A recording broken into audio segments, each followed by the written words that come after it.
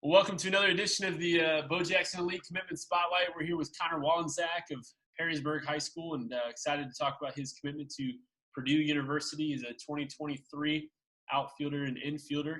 And how you doing, Connor? I'm great. How are you doing, Coach? I'm doing very well. Thanks for jumping on here. And, before we do dive into a lot of good baseball stuff here, but I know you play football. And I saw on Twitter the other day you rushed for 2 touchdowns and talk to us a little bit about how football's going so far. Yeah, it's been going really well. Glad that we can even play. Going into our first practices, it's kind of like we might not even play, guys, but we're here, and so might as well enjoy it while we can. And now we're 2 weeks in, play tomorrow night. Going to be 3 weeks in, and still playing like they can take it from us any day. But it's so fun. Get go on the field. You know, not even coming into the season, not even knowing if we were going to be able to, and getting able to play 2 games already. It's crazy how fast it's flying by already. So great. Yeah, we're pumped to see some ball. And I saw Anthony Wayne, it looked like the other night. And then who do you guys have tomorrow night? We have Southview tomorrow night. Okay. Yeah. Yeah. Awesome. Good stuff. Well, let's stay on that topic for a second because, being a two-sport athlete and a multi-sport athlete is kind of a hot topic for some people. They want to, make the case that you should focus on one and, one sport and commit to one sport and give every, piece of your energy to one sport. What's your philosophy with that? Obviously playing two sports, and talk a little bit about being a two-sport athlete and just how it's helped your development as a baseball player too. Yeah, I think that during football season, baseball is still on my mind and I still want to play it, but I think football gives me a different teammate aspect of everything just because there's so many moving, working parts at one time. And it gives me a different sort of toughness, mental toughness and physical toughness that I can bring to the baseball field, the grit mentality. And I think that football gives me a good break to get away from baseball too. And I think that break makes baseball even that much more fun when it comes around in the summer, just because it's so much refreshing. That's so good. Yeah, I love all the stuff you're describing there, and that's awesome. So, talk to us about as a kid. Did you always play multiple sports? And take us back to your early days as a youth athlete. Really Yeah. young.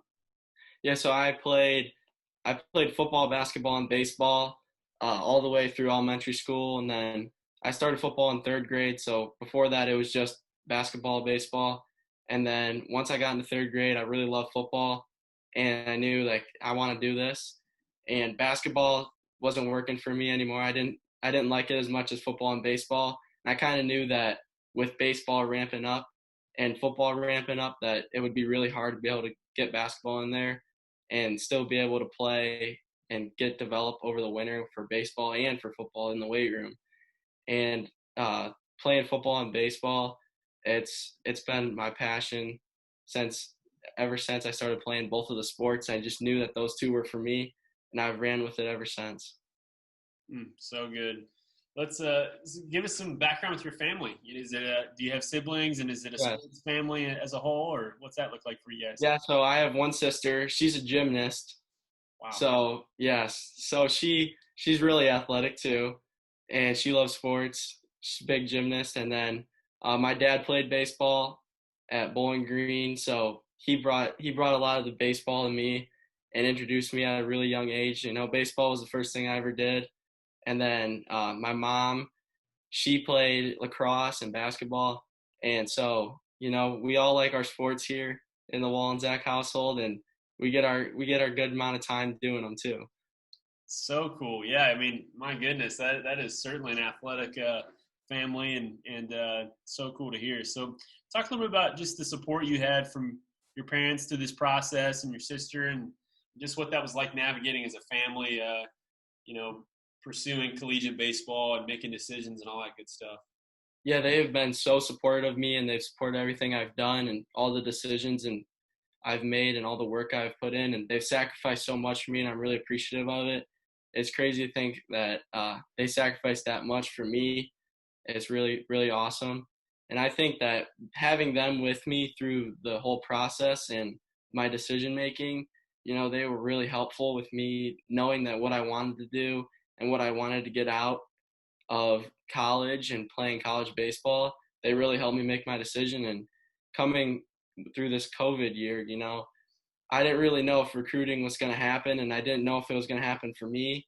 And then it was really cool to get to go through it this year and get to experience everything. And they were with me every step of the way. And my family at Bo Jackson, they were with me too. And everyone supported me with that. It was really hard to go wrong. So cool. So kind of take us back a little bit, how long ago was it where do you recall a certain time or an age where you felt like, I want to pursue college baseball, I want to play, at the highest level I can? When did that light bulb switch on for you, and what was that process like? I think that light bulb really, really flipped on for me 2 years ago. I was playing, my dad was my coach up until then, and I was just playing locally with my kids from my school and around me, and we had a pretty good team.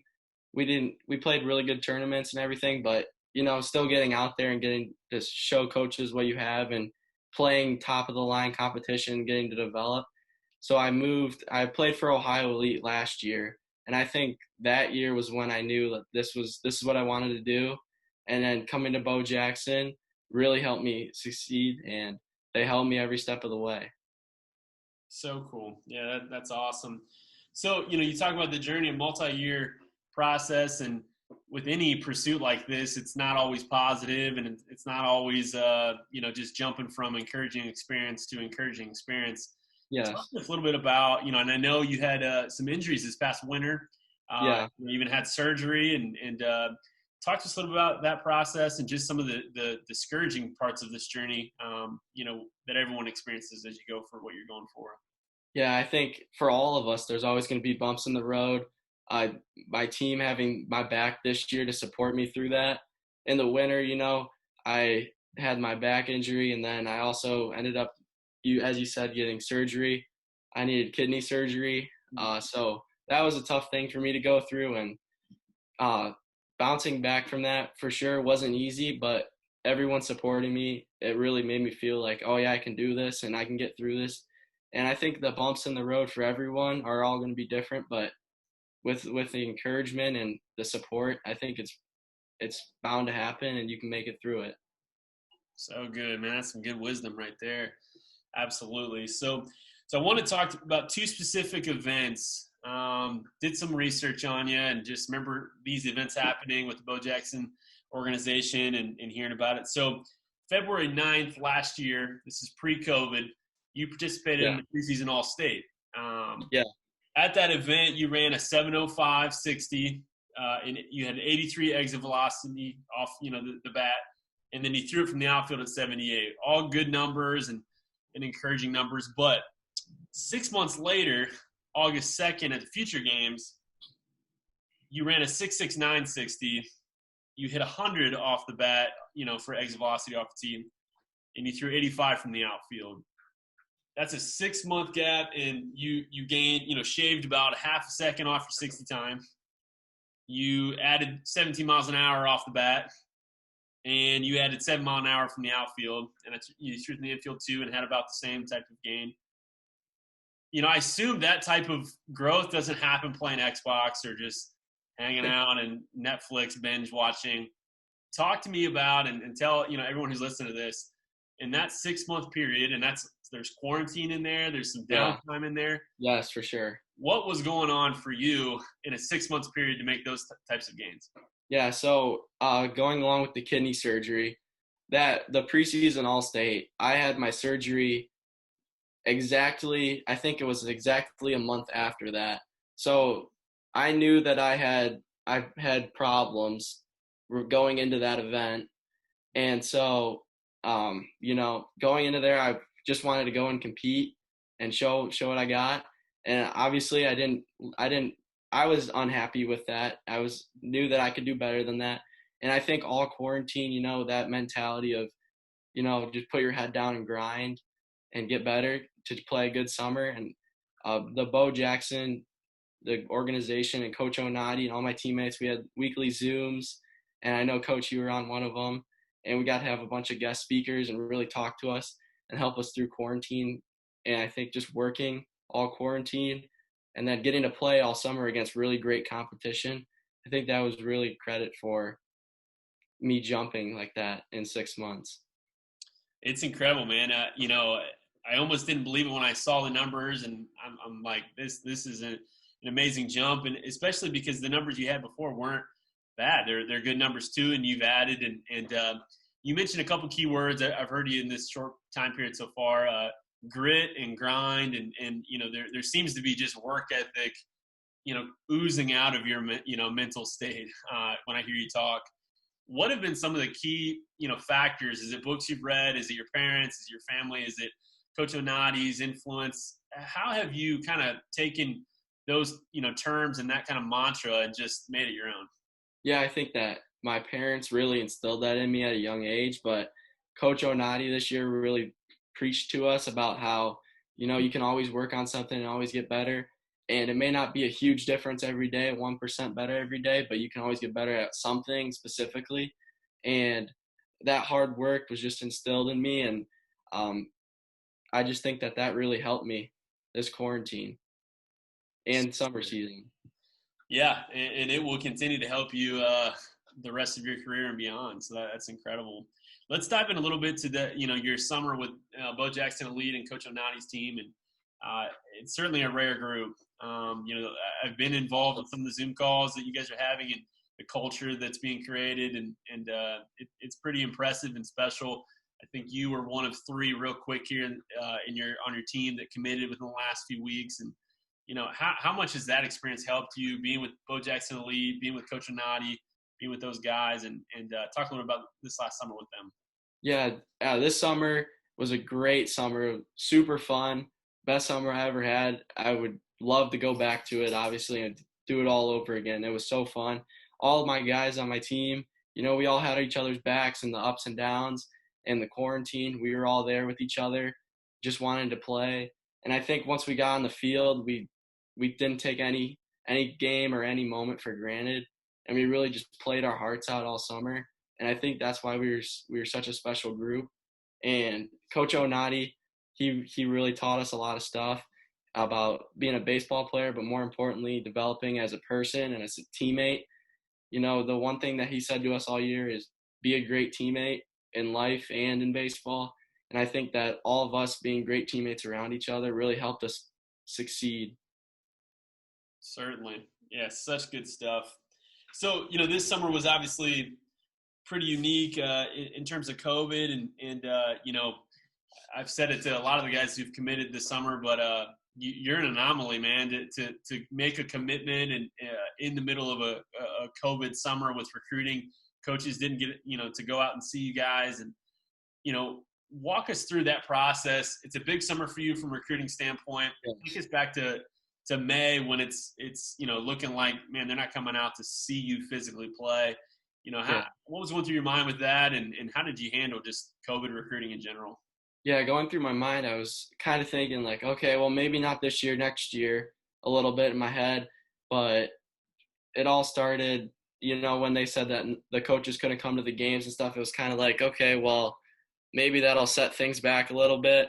But then they found their way around it with the live streaming, and then Coach Onati talking and reaching out to coaches about us as players and as humans. I think that was a really, really big help in our recruiting, in my recruiting for sure. And the live streaming that PBR was doing and getting to go to PBR events and stuff like that, I think that helped too. I think that just getting to play with such a special group of guys. So cool. Yeah, that's awesome. So you're 15 now, correct? And I'm 16 now. 16. Just turned 16 a couple weeks ago. Yeah. Nice. Driving yet, or where we at with that? Nice. Yep, driving. That's awesome. It's a big deal, Yeah, I know. So your freshman year got wiped, right, with playing baseball. So, you actually haven't played a high school inning of OHSAA baseball.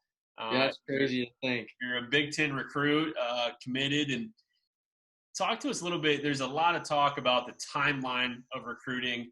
I talked with your teammate Tommy Skelding about this, a week or so back, and I've seen that there have been eighth graders who've committed. You committed before your sophomore year, and did you feel rushed? Did you feel like, man, I'm getting behind? And and talk to us about just the timeline and how you've adapted in your family as well. Yeah, Coach Onati preached to us all winter and all quarantine about how we all have our own different timelines and we can't compare ourselves to others. We got to let our own timeline work for us, and it's got to be the right fit for us. And the Purdue opportunity came along, and I went on a visit. And when I was there, I knew that this is where I wanted to be, and I thought this was the right opportunity, and this was the perfect fit for me. And I jumped on it without thinking twice. It's awesome. That's what you want, right there in the process for sure. And yeah, it's so cool to hear. So let's dive into that a little bit. You went to visit. Had you ever been out that way before, going on your official visit? And no, I haven't. It was the first time I was there. So cool. So talk to us a little bit about just Purdue, the campus, and what you seem to enjoy on your visit. Yeah, Purdue. So first on our visit, we went to Alexander Field first to go check it out, and I got on Alexander and I got to walk around on the field, and I was with my parents. It was just me and my parents, and we walked a big lap around the field, and being there was like, oh my gosh, this is surreal. This is so cool. And we walked around, and then I sat in the home stand for probably 10 minutes just thinking to myself, and I was telling myself, like, do you see yourself playing here, Connor? And I really thought, yeah, I truly want to play here. And then at that point throughout the visit, for the rest of the visit, I was like, okay, well, this is my number one for sure. And I really love this place. So let's check the rest out. And we walked through the athletic village. We got to walk through Mollenkopf and get to see the field house and the weight room. And those are exceptional facilities, obviously, top of the line, super cool. And the rest of the campus, it has a really traditional college town feel. And I really was looking for that going to college. I like that feel.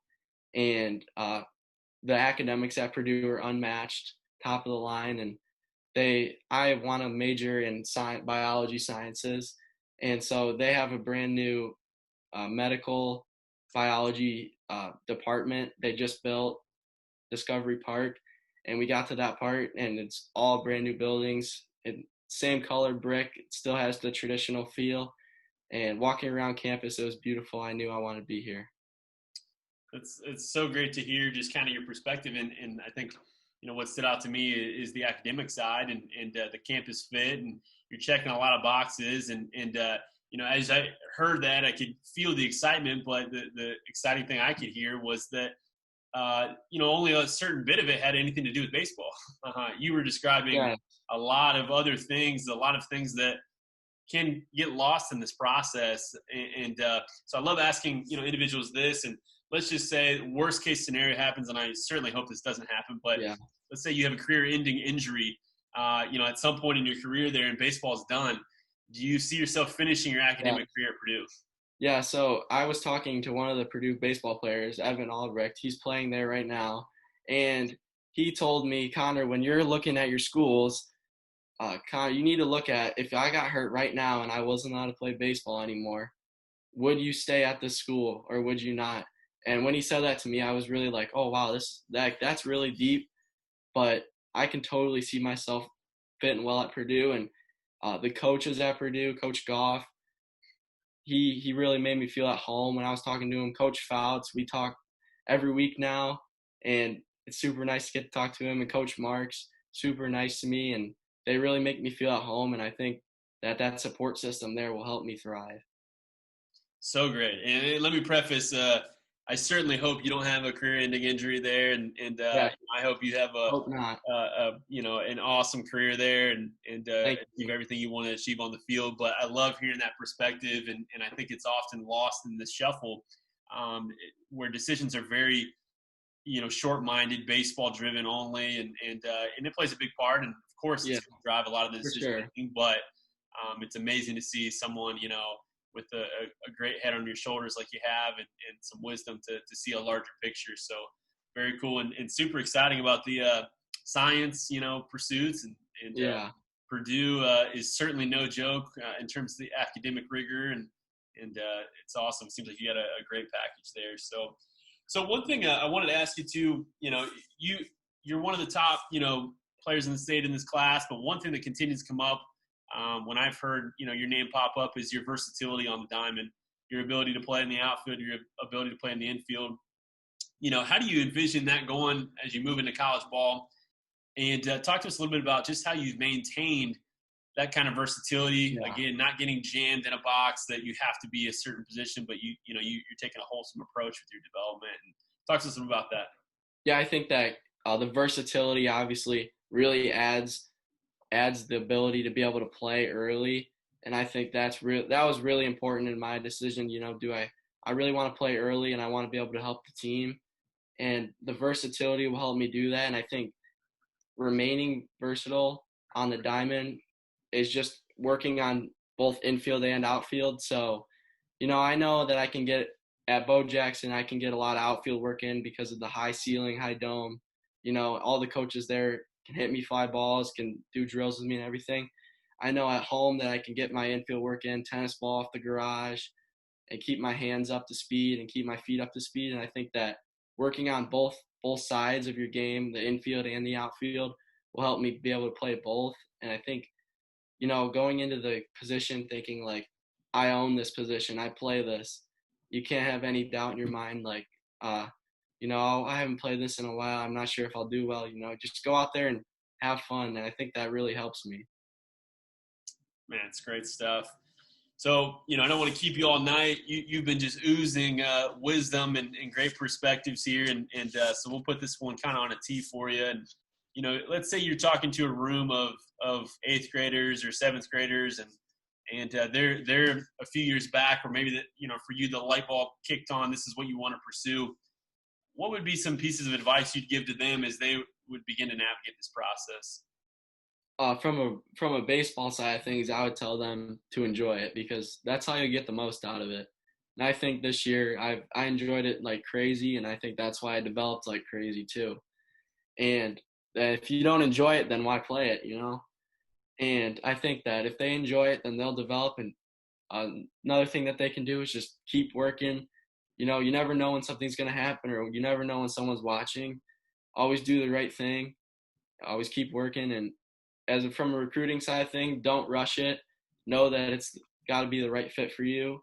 And if it is, then pull the trigger. Well, we are so happy for you, man. And it's exciting to navigate this process. But again, you've been talking, you just got your license and you've got 3 years of baseball in front of you. And there's a lot of runway here, but I get excited hearing you talk about your focus and your intensity. And I just get a sense you really enjoy the training side of things. And when you can combine enjoyment and grit, the sky's the limit. And I'm really excited to see how your career develops. So congratulations again, and congrats to your family. Thank you so much. Good luck with football the rest of the fall, and we'll see you at the Dome soon. Yeah, thank you. See you at the Dome soon. Thank you, Coach Brown.